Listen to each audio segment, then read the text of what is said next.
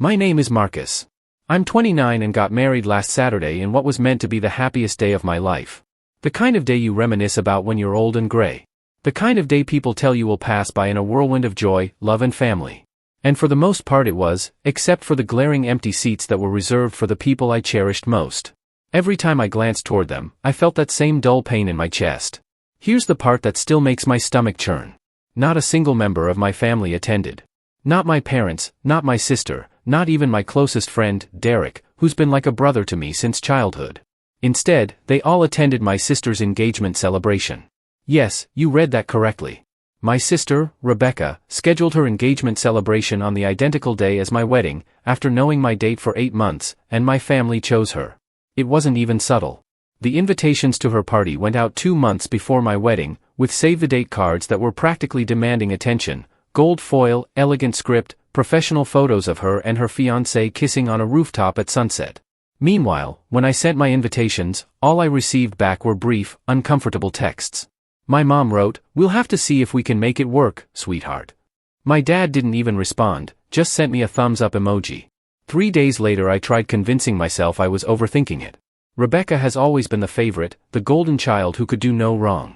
She got the larger bedroom when we were kids, the car on her 16th birthday and my parents' constant, unwavering attention. I was accustomed to playing second fiddle, but I thought naively that my wedding would be different. 2 weeks before the big day, I called my mom to confirm their travel arrangements. She hesitated for a long moment before saying, "Marcus, about the wedding, your sister's engagement celebration is the same day. It's going to be challenging for us to attend both." I laughed at first, thinking she was joking. She wasn't. "So you're not coming?" I asked, my voice breaking in a way I despised. "It's just that her future in-laws are flying in from Europe. It's such a rare opportunity to have everyone together," she said, as if that justified skipping my wedding entirely. "Mom, this is my wedding. My one wedding." She sighed like I was being unreasonable. "You'll understand when you have children of your own. We just can't be in 2 places at once." I hung up without saying goodbye. My hands were trembling so badly I almost dropped the phone. I didn't tell my fiancée, Sarah, right away. I didn't want to spoil her excitement. But the next few days were a blur of awkward conversations with family members, each one regretfully informing me they couldn't make it. Derek, my best man, called me the night before the wedding and said, "I'm really sorry, man. But Rebecca's party, it's kind of a big deal. I can't miss it." When the day arrived, I walked down the aisle with a smile fixed on my face. The kind you wear when you're trying to pretend everything's fine. Sarah looked stunning, like something out of a dream. Our friends filled the room with warmth and laughter, and I did my best to focus on them. But every time my eyes wandered toward the empty section of chairs, my chest tightened. The ceremony went off without a hitch. And for a few blissful moments I forgot the hurt. It wasn't until the reception, just as we cut the cake, that reality came crashing back. My phone, sitting on the table beside me, lit up with a text from my mom, "We need to talk now." Before I could even process it, the screen filled with notifications. Call after call, 52 missed calls in less than an hour. My hand froze around the cake knife. The laughter around me blurring into a low hum. Sarah noticed the look on my face and whispered, "What's wrong?" I didn't answer right away. I just stared at the phone, my heart pounding, wondering what could possibly be so urgent that my mother, who hadn't shown up to my wedding, was suddenly desperate to reach me. And then the phone buzzed again, this time with a message that made my stomach drop. It was from my cousin, Jessica, the one person in my family who occasionally slipped me bits of truth when the rest of them tried to keep me in the dark. Her message read, "You won't believe what's happening here. Call me when you can, but don't tell anyone I told you." That single line was enough to make my pulse quicken. I didn't reply right away. I knew if I did, she might get pulled into whatever storm was brewing. But the pit in my stomach told me it had something to do with Rebecca's engagement celebration. I slipped my phone into my pocket, trying not to let it ruin the moment, but my mind wouldn't stop racing. I barely heard the DJ calling for our first dance. I held Sarah close, swaying to the music, yet all I could picture was my parents, my sister and my so-called best friend all gathered in some lavish hall sipping champagne and smiling for photos while I celebrated one of the most important days of my life without them.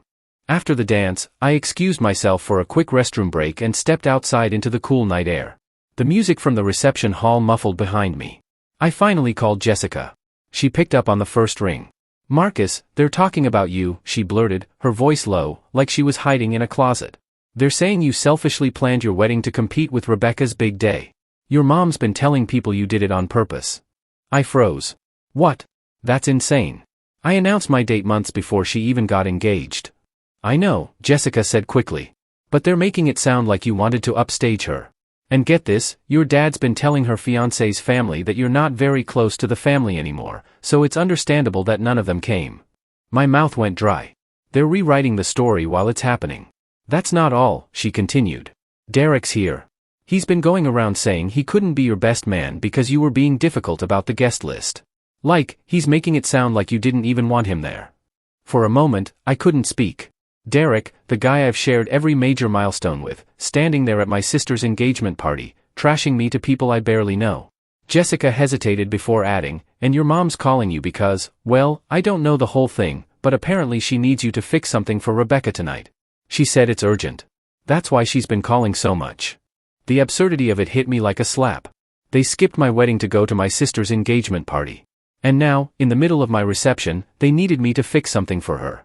I wanted to hang up and walk back inside, pretend I'd never heard any of it, but I couldn't shake the anger crawling up my throat. My entire life, this was the pattern. They'd hurt me, make me the villain in their story, and then come to me when they needed something. And I'd always given in because they were my family. But that night, standing outside in the dark with the faint sound of clinking glasses and laughter from two different celebrations miles apart, I felt something shift. I didn't tell Sarah yet.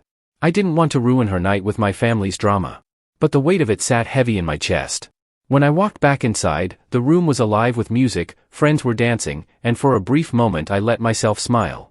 But every so often I'd feel my phone buzz again, another call, another text, my mom's name flashing across the screen like a reminder that the people who should have been there for me had chosen someone else and still expected me to drop everything for them. By the time the night ended, I had 68 missed calls, and the last voicemail they left made my hands curl into fists. When Sarah and I finally got back to our hotel suite that night, we were exhausted, the kind of tired that comes from smiling for hours while your heart is quietly breaking. I was just about to toss my phone onto the dresser and forget about it until morning when I saw a new text from Jessica. It wasn't a paragraph this time. It was just a photo. I tapped it open and my stomach turned. There, in crisp high-definition clarity, was my sister Rebecca standing at her engagement party wearing my late grandmother's wedding necklace. It wasn't just any piece of jewelry. It was the one heirloom I'd been promised since I was a teenager. My grandmother had pulled me aside when I was 19, just before she passed, and told me, Marcus, this is for the woman you marry. I want her to wear it on your wedding day. She even wrote it in her will. That necklace had been in a velvet box in my mother's safe for years. And when I asked about it a few months ago, Mom told me, oh, it's not in good condition anymore. Best not to use it. Now here it was, glittering around Rebecca's neck, matching perfectly with her designer dress. And the worst part, in the background of the photo, I saw Derek, my best friend, smiling next to her, holding a glass of champagne. I just sat there staring at it, my pulse in my ears. Sarah noticed my expression. What is it? She asked softly. I hesitated. We'd made a pact to keep the day about us, not my family's nonsense. But as I showed her the photo, her jaw tightened. That's the necklace your grandmother left for you? I nodded. My voice was tight. My mom told me it was damaged. She lied. She gave it to Rebecca for her engagement party. Sarah sank onto the bed, her hands curling in her lap. Marcus, that's not just disrespectful. That's theft. As if on cue, my phone buzzed again. Another call from Mom. I let it go to voicemail, but curiosity got the better of me. I put it on speaker. Her voice filled the room, cheerful at first, then sharp. Marcus, I don't know why you're not answering. Rebecca had a little problem tonight. The caterer overbooked and we're short on a few things. We need you to call in a favor with that restaurant, you know, the one in town. And oh, by the way, I gave her grandma's necklace so she could wear something meaningful tonight. Don't make this a big deal. It's just a piece of jewelry. Call me back. Now. I think that was the moment something in me truly snapped. It wasn't just the absence at my wedding. It wasn't just the gossip and the lies. It was that she could take something so deeply personal, something tied to my grandmother's memory, and hand it over to my sister like it was nothing. The weight of that betrayal sank in slowly, like ice spreading through my chest. All those years of swallowing my pride, of telling myself they didn't mean to hurt me, of making excuses, it hit me that they never saw me as worth protecting, not even on the most important day of my life. I sat there in silence for a long time, phone still in my hand, before setting it down.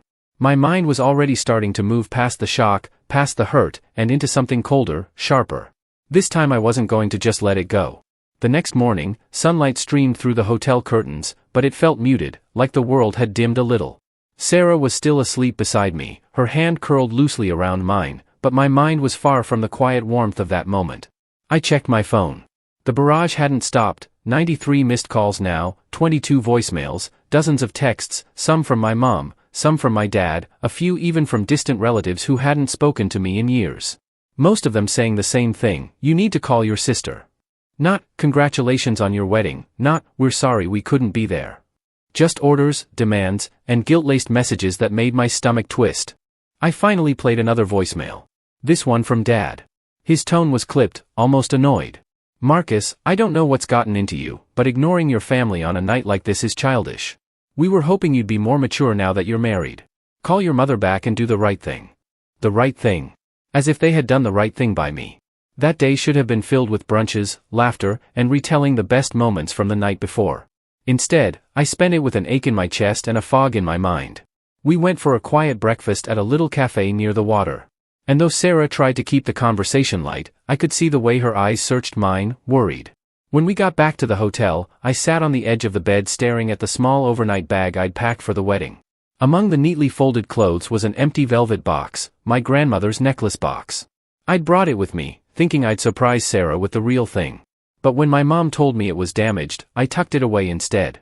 Now it felt like a cruel reminder of just how little my family respected me. I didn't cry. I thought I might, but the tears didn't come. Instead, there was this hollow, gnawing space inside me where something used to be. And in that emptiness, tiny threads of thought began weaving together, quiet, subtle, but persistent. I didn't tell Sarah yet, but I started saving screenshots.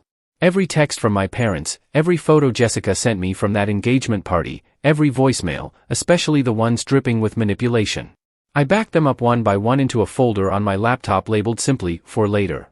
That afternoon, while Sarah took a nap, I sat in the hotel lobby with my laptop open, pretending to scroll through honeymoon destinations.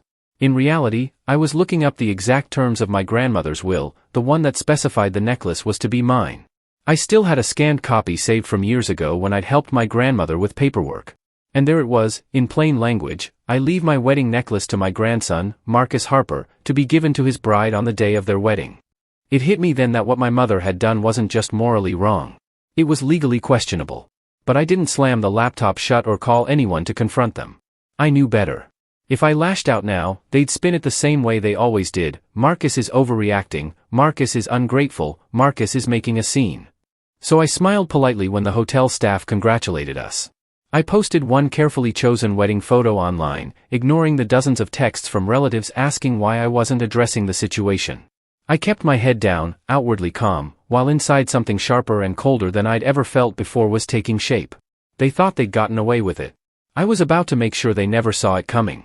When Sarah and I returned from our short honeymoon a week later, my focus shifted. Instead of drowning in that hollow feeling, I poured myself into the things I could control: my marriage, my career, and the life we were building without my family's approval hanging over it. The first change was at work. I'd been a mid-level project manager at a fast-growing marketing firm. Good enough to be respected but never loud enough to be noticed by the higher-ups. That changed quickly. I stayed late, volunteered for projects nobody wanted, and within 3 months I landed a major client that boosted our department's revenue by nearly 40%. The CEO personally thanked me in front of the entire company and promoted me to director. With the new role came a significant salary increase, and I started investing seriously. I'd already been dabbling in real estate for a few years, but now I had the resources to buy not just 1 but 3 rental properties in prime areas. Within a year, the passive income from those alone rivaled my salary. Sarah and I bought a house on the edge of the city, modern, sunlit, with a home office that overlooked the river. Our social circle grew too. Without the constant negativity from my family, there was more space for genuine friendships. We hosted dinner parties, weekend getaways, and charity events through Sarah's art network. People we met saw us for who we really were, not as the afterthought in a family hierarchy, but as a couple who had built something of their own. It was during one of those events, a fundraiser at our home, that I realized how far I'd come. Standing in the living room, glass of wine in hand, I overheard 2 guests talking about how Marcus just seems to have it all together. I smiled to myself.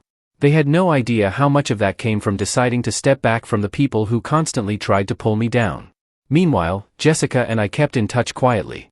She'd give me small updates here and there: how Rebecca's wedding planning was spiraling into chaos, how my parents were grumbling about how distant I'd become, and how Derek had started showing up at family gatherings, acting like nothing had happened. I never engaged. I never defended myself. The silence worked in my favor. They had no fuel for their drama, no fresh outbursts to twist into their version of events. And all the while, I was documenting, saving receipts, photos, and every little piece of proof that painted the full picture of what they'd done. One afternoon, almost a year after my wedding, I got an email from a national business magazine. They wanted to feature me in a piece about young professionals who had achieved financial independence before 35. The feature came with a glossy photo shoot and an interview about my investments, career growth, and philanthropy. When it hit newsstands, I knew my family saw it. Jessica confirmed it. My mother apparently bought 3 copies just to see if it was really him. And still I heard nothing from them. No congratulations, no acknowledgement, just silence, the kind that's heavy with pride swallowing and quiet resentment. I wasn't looking for their approval anymore. But I knew deep down that my growing success was setting the stage for something bigger. Because the necklace, the lies, the missed wedding, they weren't forgotten. And the next move I was planning would make sure they never forgot them either.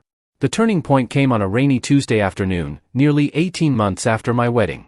I was at my desk reviewing contracts for a new commercial property I was buying when an email from Jessica popped into my inbox. The subject line was short but loaded. Thought you'd want to see this. Attached was a PDF, high-resolution scans of the inventory list from my grandmother's estate, complete with signatures. The necklace was there, clear as day, with my name next to it as the designated inheritor. But that wasn't the part that caught my attention. At the bottom of the document was a set of signatures, including my mother's, and a note that read, "Released to Rebecca Harper for temporary use, June 15th, to be returned to rightful owner." Temporary use. The date, June 15th, was the night of Rebecca's engagement party, which meant my mother had, on paper, acknowledged that the necklace was mine.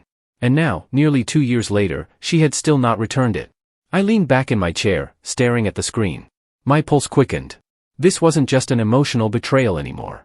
This was written, legally binding acknowledgement. That same week, fate handed me another card. Through work, I had started collaborating with a high-profile event planner who specialized in luxury weddings and galas. Over coffee one afternoon, she casually mentioned that she had just booked a massive wedding for a client with ridiculous demands. Bride's name is Rebecca Harper. I kept my expression neutral, but my mind was racing. Rebecca's wedding was happening in 6 months, and from the sound of it, it was going to be big, lavish, expensive, and very, very public. The planner, not realizing the connection, went on about how the venue was an exclusive estate, the kind you had to book years in advance, and how the bride wanted everything perfect for the family image. Family image. It was almost too perfect. I now had 2 things, undeniable proof the necklace belonged to me, and insider knowledge about the single most important event of my sister's life. And, unlike my wedding, her big day was going to be packed with extended family, business connections, and media coverage. I started making quiet moves. I hired a discreet but highly skilled attorney, not to send a lawsuit yet, but to review the will, the signed release document, and every scrap of evidence I had saved since my wedding day. He confirmed what I suspected. I had a strong legal case to reclaim the necklace and, if I wanted to, I could pursue damages for wrongful withholding of inherited property. But I wasn't ready to file anything yet. Timing was everything. I also began attending more networking events in the city, subtly expanding my circle into areas I knew overlapped with my family's, business leaders they admired, journalists who covered society weddings, even the owner of the estate where Rebecca's wedding was scheduled to take place. I never mentioned my connection to her.